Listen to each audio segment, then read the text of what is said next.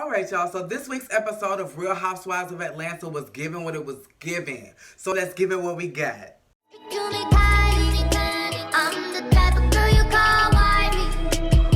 What does the cat do?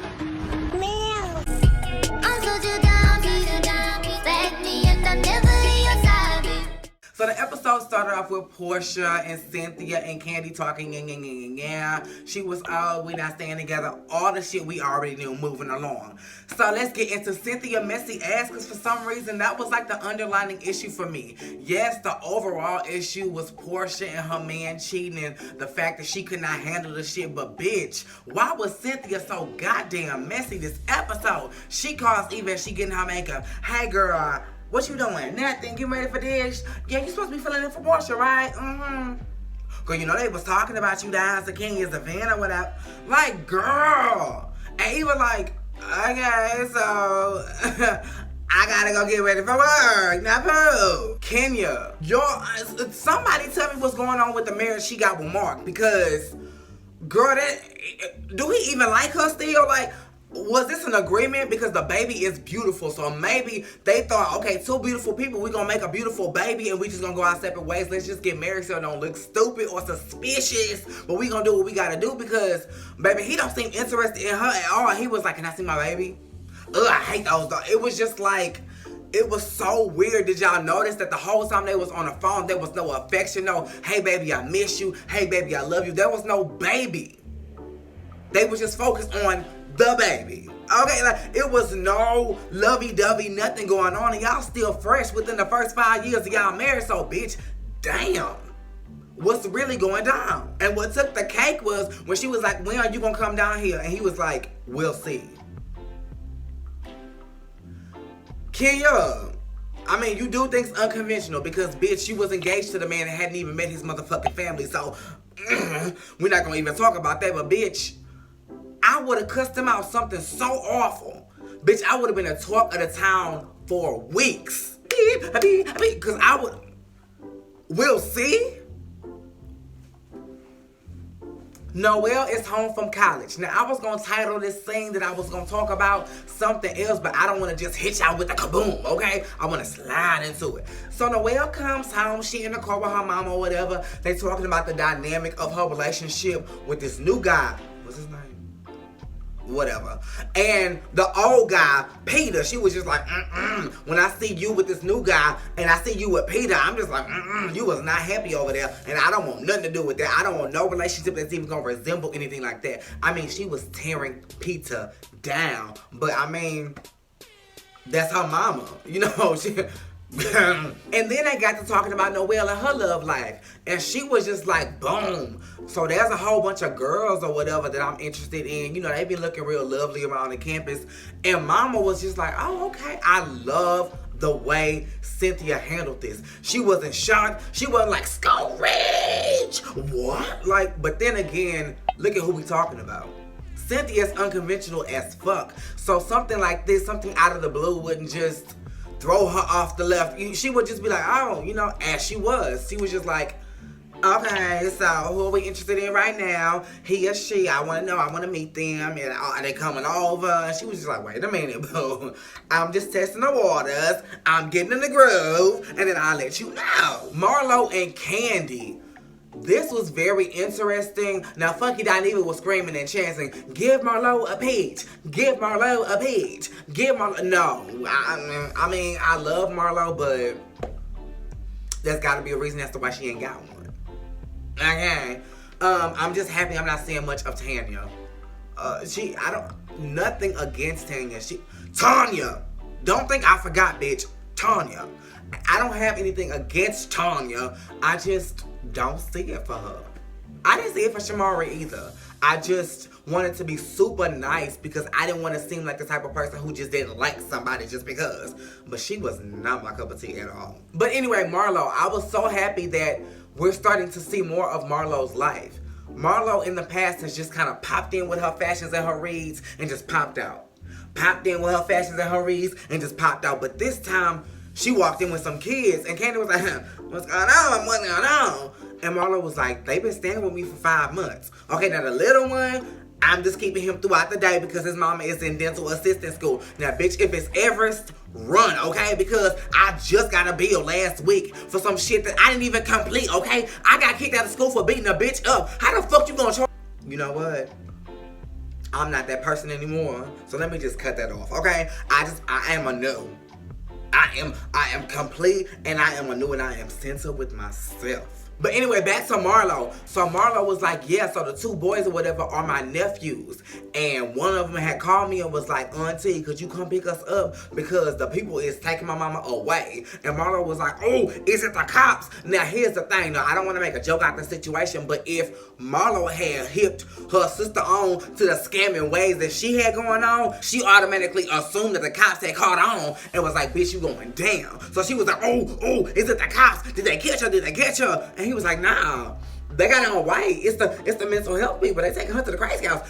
And bitch, that's even worse. Like, mama might not be getting out. Like, grant you, she may be getting the help she need, but boom, she got kids. And so Marlo took the kids in, and they've been staying with her for 5 months. And Marlo, I think this is gonna soften you up. I think this is going to grow you up in a sense, and I think you are going to relate to a lot of things that you couldn't before. Portia sleeps with Dennis. I'm not really mad at this, okay? I'm really not. This is your baby daddy. This was the last man you was intimate with. Hell, your box ain't been getting no action for the last, I don't know how long, because, bitch, you gotta wait for the stitches or whatever. You know, I don't know what goes on down there, nor do I care to know. But, you know, I know some healing has to take place. So you couldn't get no action in a very long time. And then he came over with the drinks and he hit you with the ooh la la. So mama, okay. But I also respect that you just like, I don't want him to think that this is just a one and done and now we back together. Because no ma'am, we are not. And I'm with that. No ma'am, don't let him just make you say when you hit him with the mule and just all of a sudden y'all back together and you just forgot about everything he did in the past. No man, we not doing that. He gonna have to pay for what he did. And speaking of, like, Candy, like, I love you, but in the beginning of the episode, you was like, is it just a cheating thing? I mean, because you can get back. No! Stop making that the standard. Stop making cheating okay. Niggas do enough shit, goddamn. So we just gon' okay, girl, it's just, he just fucking somebody. It's just sex. No. A nigga, one of my ex-boyfriends actually told me that line verbatim. It was just sex. Don't be mad. It was just...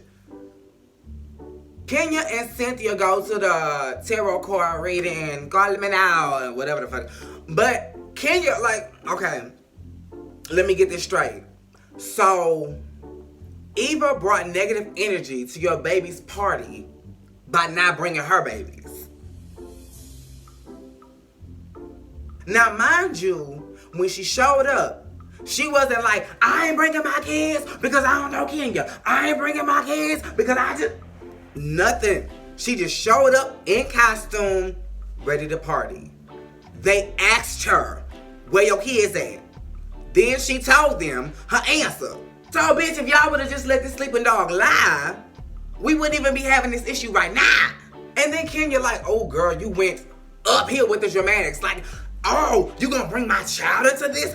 Oh, you don't bring that energy around my child. Like, you don't do that. You just don't bring that energy around not around my child. And Cynthia was like, girl, chill. Like, she even brought your child a gift. Oh, a gift that will be going back. And even the baby was like, damn, bitch, like, I can't even play with her. Goddamn. And then here we go with the underlying messiness. Again, Cynthia take her ass in the next motherfucking scene and repeat them. Like, even though she didn't just come out and just be like, let me tell you how what Kenya has to. Like, they did kind of ease into it, but she was like, she could not wait. She was like, and she was offended, girl. She was betrayed. Cynthia, like, ooh, you ain't gotta say every motherfucking. It did not work for Sheree. So what makes you think it's gonna work for you? And even though she was telling lies, running and carrying bones didn't work for Phaedra either. And then some kind of way, they got on Portia. Lord Jesus. No, oh girl, thank you, Jesus. This is how it happened. So they was talking about Kenya, and they was just like, Kenya was just, and somebody made the comment, well, maybe it was because of how the news was delivered to Kenya. It was Portia who delivered the news. So when they found that out, Eva went ape shit. She told her ass out to, oh bitch, her C-section ain't even healed yet. She needs to worry about her own kids while she worried about mine. I will send her all the blogs. She can worry about her business literally and figure, oh, she just got. One thing I can say about Eva though, or that shit Eva said when Portia wasn't around, she will say when Portia is around. So, girl, you go ahead. It was just like, I just, throughout the whole situation, I was mad at nobody but Cynthia. Like,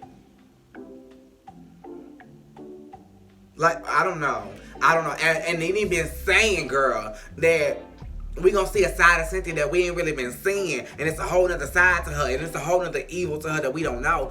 And I don't know. And maybe that prompted me to just watch her a little bit more closely. But the messiness that was Cynthia was just not with my spirit today. Like, and I get it. It's reality TV. And people do it all the time. But I guess the way they edited it together, like, it was just like, boom, I heard the information, boom, I'm in the next scene telling it. Like, girl. And finally, Portia and Lauren. Now, really, it was supposed to be Portia goes to goddamn therapy. That was a title, because I was like, we gonna see the same. Baby, it wasn't Dr. Sherry.